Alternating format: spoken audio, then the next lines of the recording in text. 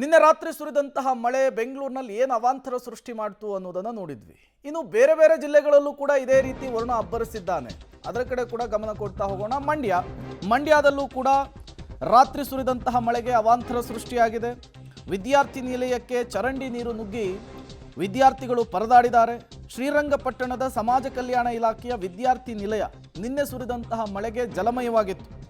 ಜಲಾವೃತದಿಂದ ಹೊರಬರಲಾಗದೆ ವಿದ್ಯಾರ್ಥಿಗಳು ರಾತ್ರಿ ಹೊತ್ತು ಪರದಾಟ ನಡೆಸಿದಂತಹ ಪ್ರಸಂಗ ನಡೆದಿದೆ. ಕಳಪೆ ಕಾಮಗಾರಿ, ಸೂಕ್ತ ಚರಂಡಿ ವ್ಯವಸ್ಥೆ ಇಲ್ಲದಕ್ಕೆ ವಿದ್ಯಾರ್ಥಿಗಳು ಆಕ್ರೋಶವನ್ನು ಹೊರಹಾಕ್ತಾ ಇದ್ದಾರೆ. ಇದೇ ಹಾಸ್ಟೆಲ್ಲು, ನೂರಾರು ವಿದ್ಯಾರ್ಥಿಗಳಿರುವಂಥದ್ದು. ಈ ಹಾಸ್ಟೆಲ್ಲು ಈಗ ಸಂಪೂರ್ಣವಾಗಿ ಮುಳುಗಡೆ ಆಗಿದೆ. ಆವರಣದ ಒಳಗಡೆ ನೀರು ಬಂದಿದೆ. ಅದಕ್ಕೆ ಕಾರಣ ಅಧಿಕಾರಿಗಳ ದಿವ್ಯ ನಿರ್ಲಕ್ಷ್ಯ ಅಂತ ಹೇಳ್ತಿದ್ದಾರೆ. ಕಳಪೆ ಕಾಮಗಾರಿಯಿಂದ ಕಟ್ಟಡ ಕಟ್ಟಿದ್ದು ಒಂದಾದರೆ ಮತ್ತೊಂದು ಕಡೆ ಒಳಚರಂಡಿಯನ್ನು ಕ್ಲೀನ್ ಮಾಡಿಲ್ವಂತೆ. ಹಾಗಾಗಿ ಚರಂಡಿ ನೀರು ಏಕಾಏಕಿಯಾಗಿ ಹಾಸ್ಟೆಲ್ ಒಳಗೆ ನುಗ್ಗಿದೆ. ನೀರೆಲ್ಲ ತುಂಬಿಕೊಂಡಿದೆ. ಅಲ್ಲಿ ಮೋರಿ ಕನೆಕ್ಷನ್ ಚೆನ್ನಾಗಿಲ್ಲ. ಅಲ್ಲಿ ನೀರು ಹೋಗ್ತಾ ಇಲ್ಲ. ನೀರೆಲ್ಲ ನಿಂತಿರೋದ್ರಿಂದ ನಮ್ಮ ವಿದ್ಯಾರ್ಥಿ ನಿಲಯಗಳು ಓಡಾಡೋಕೆ ಸಮಸ್ಯೆ ಆಗುತ್ತೆ ಇಲ್ಲಿ. ಹಂಗಾಗಿ ಇಲ್ಲಿ ಎಲ್ಲ ಕನೆಕ್ಷನ್ ಕರೆಕ್ಟ್ ಆಗಿ ಸರಿಯಾಗಿ ನೀರು ಹೋಗೋ ತರ ಮಾಡಿದ್ರೆ ನಮ್ಗೆ ತುಂಬಾ ಸಹಾಯ ಆಯ್ತು.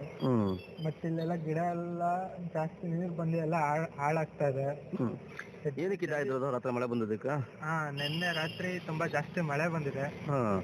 ಇದನ್ನೆಲ್ಲ ಸರಿ ಮಾಡ್ಬೇಕು.